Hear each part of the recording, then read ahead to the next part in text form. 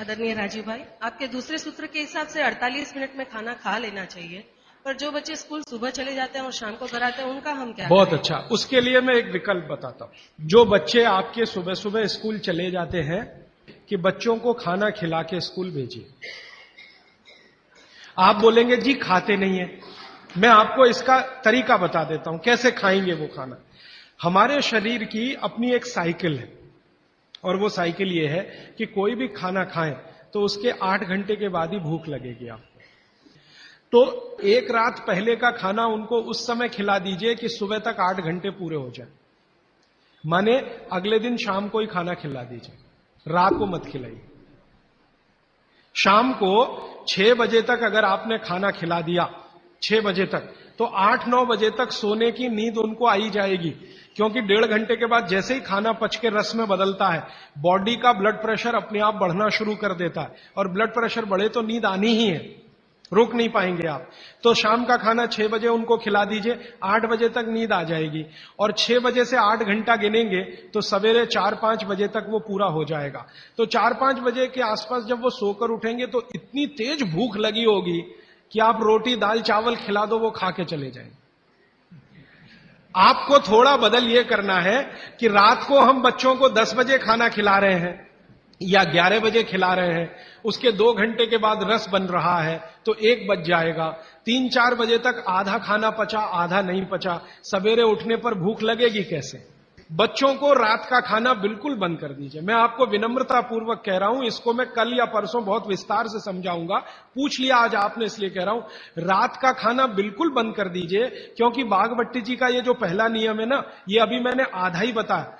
सूर्य का प्रकाश और पवन का स्पर्श हर समय वो कहते हैं खाते समय पीते समय रहना ही चाहिए। अब 6 बजे के बाद तो सूर्य प्रकाश रह नहीं सकता, और आप जानते हैं सूर्य प्रकाश का सबसे बड़ा परिणाम है विटामिन डी का निर्माण। सूर्य प्रकाश में ही विटामिन डी बनता है, तो जब तक ये सूर्य प्रकाश है तब तक खाना खाएं तो विटामिन डी मिले, और बच्चों को विटामिन डी सबसे ज्यादा चाहिए। इसलिए बच्चों को तो रात का खाना बिल्कुल बंद करिए, शाम 6 बजे खिला दीजिए। सुबह 7 बजे जब स्कूल जाएंगे खूब भूख लगी होगी, उस समय 7 बजे पराठा बना के भी खिलाइए, आलू का भी पराठा खिलाइए, गोभी का भी खिलाइए, कोई फर्क नहीं पड़ता। सुबह के भोजन पे आगे बात करूंगा। सुबह का भोजन जितना हैवी हो उतना अच्छा। गोभी का पराठा, आलू का पराठा, जितना पराठा, पूड़ी, जो पकवान सब सुबह, सब सुबह।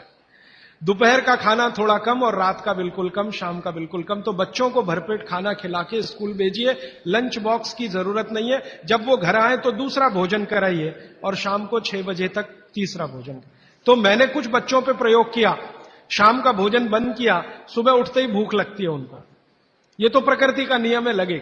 सारे जानवर, सारे पक्षी उठते ही खाना खाते हैं। आप देखो, चिड़िया है सुबह सुबह खाने पे लग जाएगी, गाय बैल भैंस बकरी सब सुबह खाने पे लग जाएगी, क्योंकि वो शाम को सूर्य के बाद खाना नहीं खाते। कोई गाय रात को खाना नहीं खाती, खिला के देख लो, जर्सी गाय को छोड़कर।